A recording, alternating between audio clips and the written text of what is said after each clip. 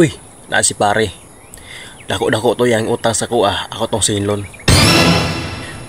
Pre, pwede maningil kus mo utang?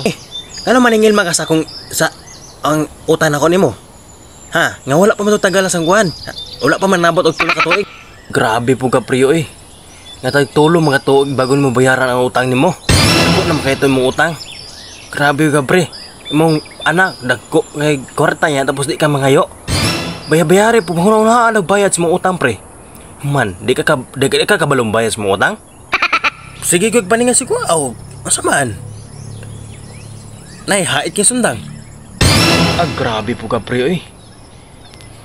Ikaw pa'y sinlon, ikaw pa'y masuko, grabe binuang sa sunod pre ha. Ay na lang pag-utang pre. Winana ka. Grabe po ka pre eh. Muha na ng utang. Sa sunod, kung sinlon ka ay pa ayaw kuan. Ayaw ka suko. Busa ka mo. Kung may maningil sa inyo yan, tapos untangan mo, ay mo ka suko. Grabe garaan na po yung batasan eh. Butang na siya yung lugar yung batasan daw. Nga kung singlon mo, ay na mo ka suko. Sana ba?